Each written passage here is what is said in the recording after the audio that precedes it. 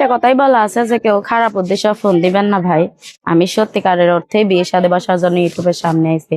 দরকার পর আমার বাসার ঠিকানা দিব, আপনারা আইসা দেখা সাক্ষাৎ করে বিয়া শাদী করে নিয়ে যাইবেন। এরকমই হোক, 40 বছর হোক, 50 বছর হোক, আমার কোনো সমস্যা নেই। কি করবে 40-50 বছরে? যাই করো করে তো আমাকে চাইটা খাওয়াইয়া বাসায় বসে রাখবে। আমিও তো একদিন বুড়া হব, তাই না? মানে 40-50 বছরের বয়স্ক লোক পাইলে বিয়ে বসবে? হ্যাঁ, আমি আপনাকে এটাই প্রশ্ন করছি। আমিও তো এটাই বললাম, আচ্ছা যে তো সাথে আমাকে খালি 2 বেলা ডাল ভাত খাওয়াইয়া বাসায় তো বসে রাখবে।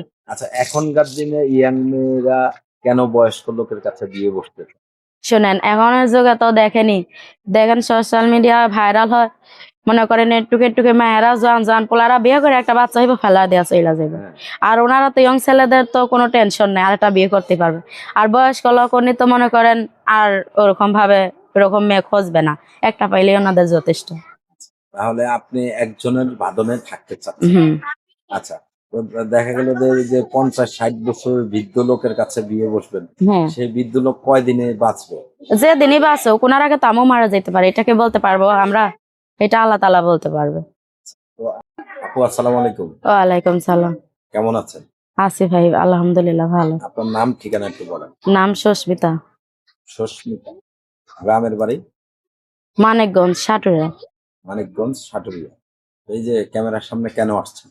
আইসি ভাই, যত একটা মনের মতন ছেলে পাই, বিয়ে শাদী বৈশা তার সঙ্গে সারাটা জীবন থাকবো। একটু জোরে বলুন। বলছে আইসি ভিডিও সামনে যাতে মনের মতন একটা ছেলে পাই, তার সঙ্গে বিয়ে শাদী বৈশা সারা জীবন সংসারই করবো। আচ্ছা, তো মনের মতো বলতে কিরকম বুঝাচ্ছে? যেই রকমই হোক ভাই, সে যাতে আমার মনের মতন হয়, কারণ আমার বাবা নাই মা নাই, এতে মানুষ, সে যাতে আমার ভালোবাসা আপন করে নিতে পারে, এরকম একটা লোক চাই। আচ্ছা, তো এই যে বাবা নেই মা নেই, বাবা মা কি হয়েছে? বোনেরা মারা গেছে। মারা গেছে। তো আপনার বিয়ে হয়েছে? না। বিয়ে হয়নি। বয়স কত এখন? এই তো 19 বছর চলতেছে। হ্যাঁ, 19 বছর। 19। তো এই যে 19 বছর হলো, বাবা মা নেই, ভাই বোন আছে? না, কেউই নাই, শুধু কেউ একটা নেই, নানি আছে। শুধু নানি আছে। মানে আপনাকে লালন পালন করছে কে? আমার নানি। নানি। আচ্ছা, তো এই যে নানির কাছে বড় হয়েছেন, লেখাপড়া করেছেন? হ্যাঁ, ফরতরিত করছে। 4 পর্যন্ত লেখাপড়া করেছেন। হুম। আচ্ছা, তো এই যে ক্যামেরার সামনে আসতে হবে কেন? আপনি তো এমনি দেখতে পরীর মতো। জানেনি তখন ক্যামেরার সামনে আইছে তো দুঃখে পড়াই।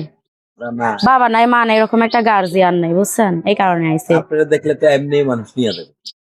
তখন এরকম ভাবে তার বসার ইচ্ছা নাই, এখন তার সঙ্গে কথা বলবো, জানবো, শুনবো, এরকম একটা মানুষ পাইলে তারপরে বলবো। আপনার গ্রামের কেউ কি আপনাকে প্রস্তাব দেয়নি বিয়ের? অনেকেই প্রস্তাব দিয়েছে, কিন্তু আমি এরকম বসি নাই, কারণ তার সঙ্গে তার আমার যোগাযোগ নাই। হঠাৎ করে তো কেউ কারোর সঙ্গে আর সম্পর্ক করতে পারে না। আচ্ছা, মানে হঠাৎ করে সম্পর্ক করতে চাননি? না।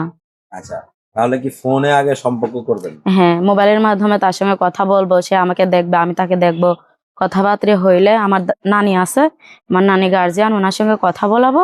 তারপর আমার নানির সঙ্গে কথা বললে যদি কেউ আমাকে বিয়ে শাদী করতে চায়, তারপরে সে করতে পারবে। প্রেম সে যদি করেছেন দূরে কখনো? থাকে। প্রেম করেছেন কখন? না, প্রেম করি নাই। একটাও করেন? প্রেমের প্রস্তাবও আসে নাই?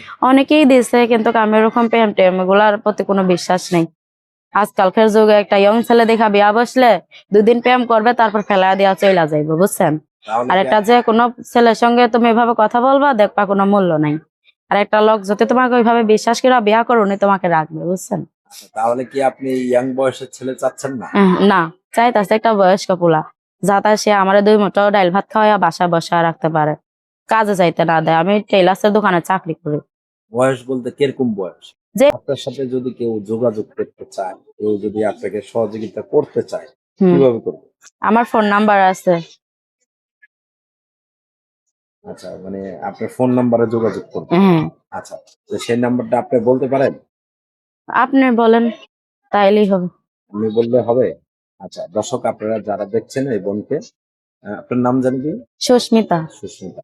এই সুস্মিতাকে যারাই দেখছেন, ভালো মনে সাহায্য সহযোগিতা করবেন। বিয়ে শাদীর দায় দায়িত্ব ইউটিউব কর্তৃপক্ষ নেয় না। আপনারা আপনাদের নিজ দায়িত্বে তাদেরকে বিয়ে শাদী করবেন এবং কি তাদের পাশে থাকবেন। সেক্ষেত্রে ইউটিউব কর্তৃপক্ষের কোনো ধরনের কোনো মতামতের প্রয়োজন নাই এবং কি ইউটিউব কর্তৃপক্ষ এই ধরনের কোনো দায় দায়িত্ব নেয় না। আর ভালো করে যাচাই করে নিবেন, তারপর মোটা অঙ্কের টাকা পয়সা দিয়ে হেল্প তাদের পাশে থাকবেন। আমরা সাথে আপনার কি দর্শকের উদ্দেশ্যে কিছু বলার আছে? সরাসরি আপনার বাসায় আসবে?